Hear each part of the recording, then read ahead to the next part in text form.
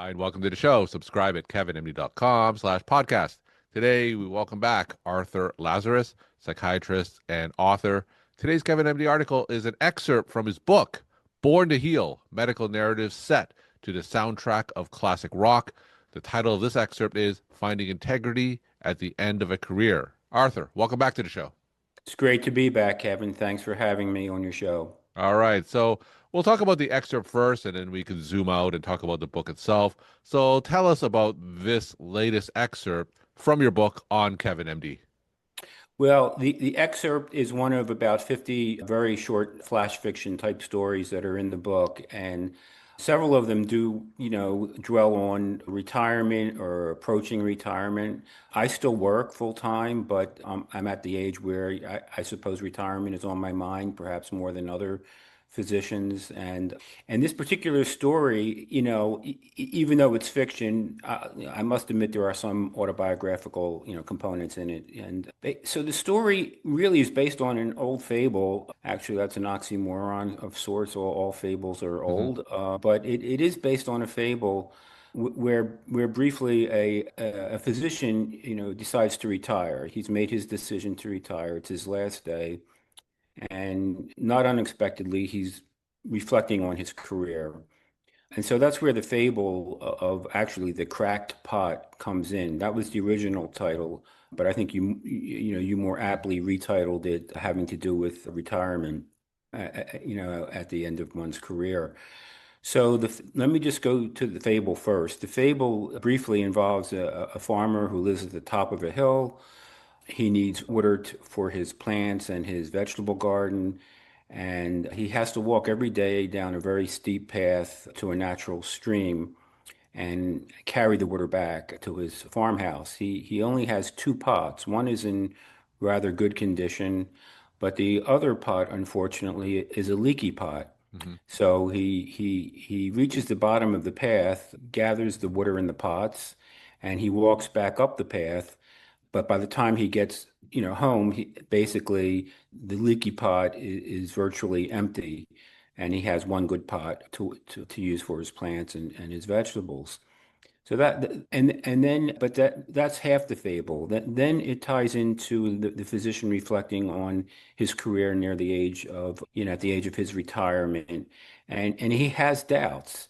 I invoke the well-known psychologist Erik Erikson, Hmm. and the last stage of his psychosocial stages of development of integrity versus despair. And actually, in writing this short story and thinking about the fable and retirement and so forth, I began to think of Erickson's last stage not as a stage of peace as much as it's a stage of perspective. And so this story is all about perspective of one's career near retirement. And there's a young resident who joins the physician in the story to congratulate him on his retirement and finds him in a rather glum mood. Hmm. And he says, I'm not sure I did any good, really. I think about all the people who I've lost, not due to medical error, but, just due to, the progression of natural causes and diseases that can't be stopped. And he's really doubting his career. He's on the spectrum of despair rather than integrity. Hmm. And the young resident reminds him, though, of all the good that he's done. For example, mentoring her and one of his patients who he became a role model for and became an ICU nurse. Another patient who, although he didn't cure her cancer, he managed to increase the number of years and quality of life at the last stages of her life and so forth. So she's the one who tells him about the fable, and then the moral of the story has to do with how it ends. Is the fact that as the farmer was walking back up the dirt trail every day, he realized that one side of the trail had actually grown into a lush green grass, and the other side was barren. And of course, the side that grew the green grass was the side of that the farmer carried the leaky pot on. And so she says in the story to the physician, You were like, the leaky pot. And he says, oh, you mean a cracked pot. And she didn't mean it in that sense. She meant it in the sense that, along the way of his decades, of his career, he nurtured other people and his patients, and they grew into something special, just like the water from the cracked pot. And so the physician here, on hearing that, turns to the integrity aspect of Erikson's development and finds a newer perspective. And it's kind of a happy ending. Hmm. But that's the essence of it, except for one other small but important detail.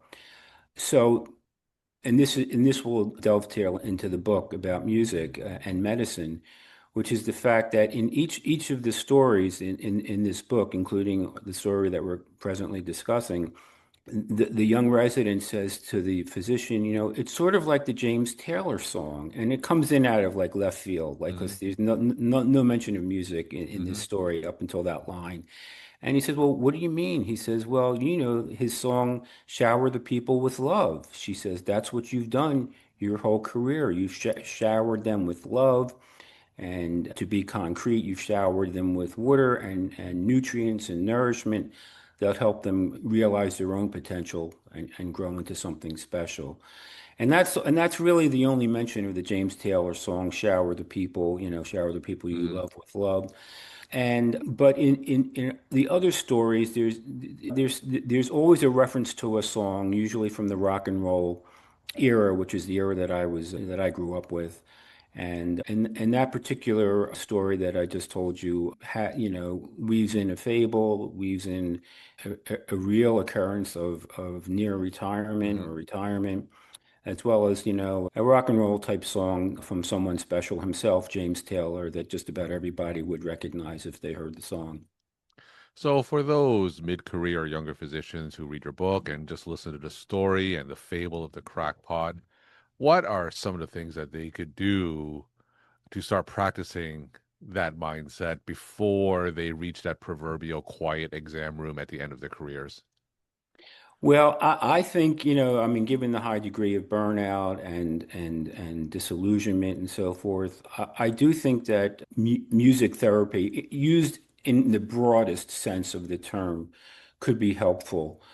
I've taken a deeper dive into the, beneficial effects of music in general, and it doesn't have to be rock and roll music. It could Hmm. be classical, it could be country, any type of music.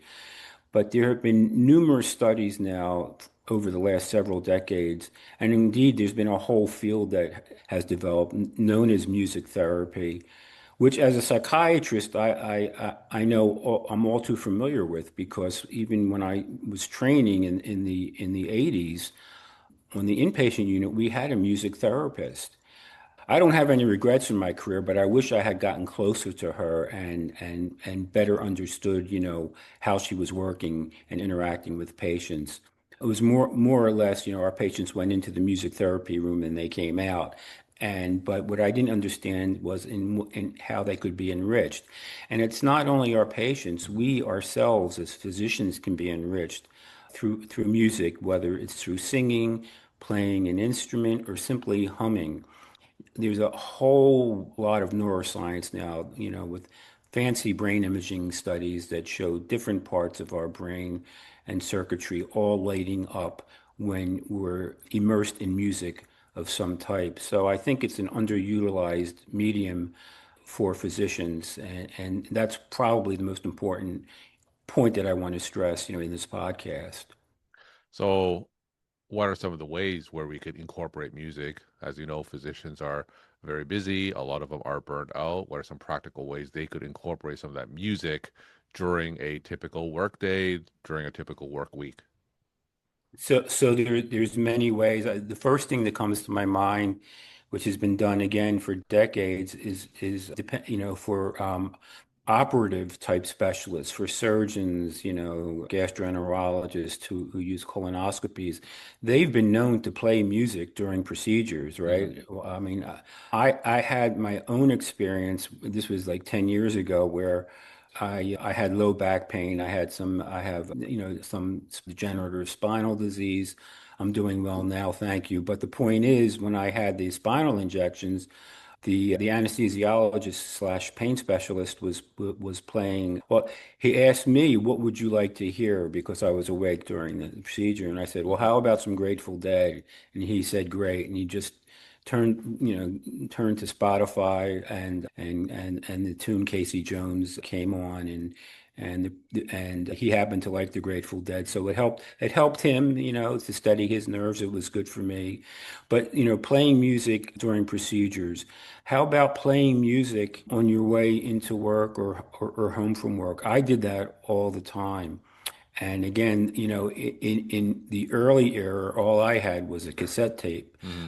And now more recently, we have Sirius XM at our disposal and virtually any choice. We can all find, quiet times, a break between patients or whatever, where we can have handheld devices or Hmm. iPhone, etc., and dial up music even for ten minutes a day would be helpful. I think music is all around us. It's sort of like, the other fable of the two fish who are swimming but don't realize that they're swimming in water because it's all around them. It's like we don't realize we're breathing because air is all around us. But the same is true for music. It's virtually everywhere, and I Hmm. think there's limitless ways we can take advantage of it. This excerpt, of course, is from your book, Born to Heal, Medical Narratives Set to the Soundtrack of Classic Rock.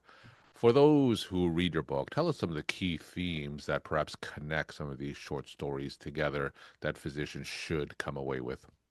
So, as I said, some of them are centered around nearing the end of a career. Some are centered on the theme of burnout and exhaustion. Um, others relate to the doctor-patient relationship, things that don't go quite well, perhaps medical errors, misunderstanding, miscommunication.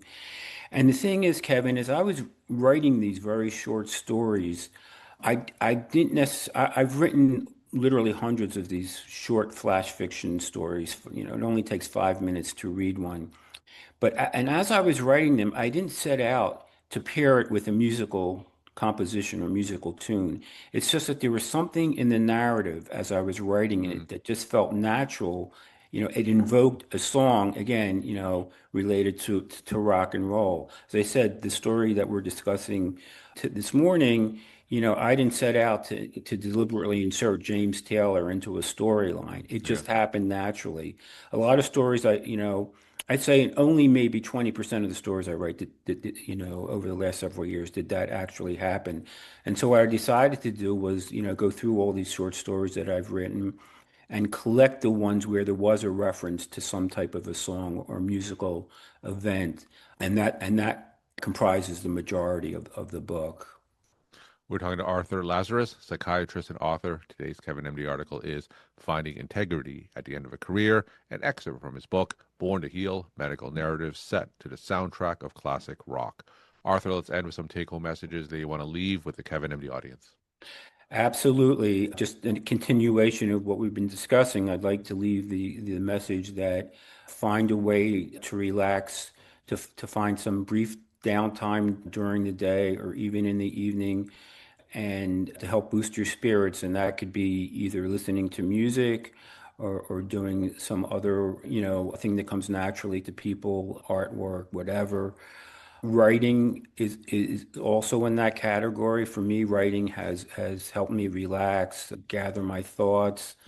You don't have to write necessarily for a particular audience or write to publish, but just writing for yourself about some impatient encounters and so forth is also been found to be very beneficial. And lastly, I'd like to, recommend something that both of us have done in our careers, which is, consider working part-time Mm-hmm. or even full-time in a non-clinical endeavor. Medicine is an incredibly rich field. It offers so much. And some folks are happy practicing their entire career. Others want to, scratch certain itches within the field. And that pertained to my own career. I left clinical practice 20 years ago. I've worked in the pharmaceutical industry, the health insurance industry. So there's many, career pathways and avenues available to physicians. And I would say if you're feeling a little, I don't want to say burned out necessarily, but if you're just feeling, that medicine has lost its zest or its appeal to you, but you're still, that is practicing medicine, but you're still interested in medicine in general, explore non-clinical careers. Arthur, thank you so much for sharing your perspective and insight. Thanks again for coming back on the show. Thanks, Kevin. Really appreciate it. Good luck to you.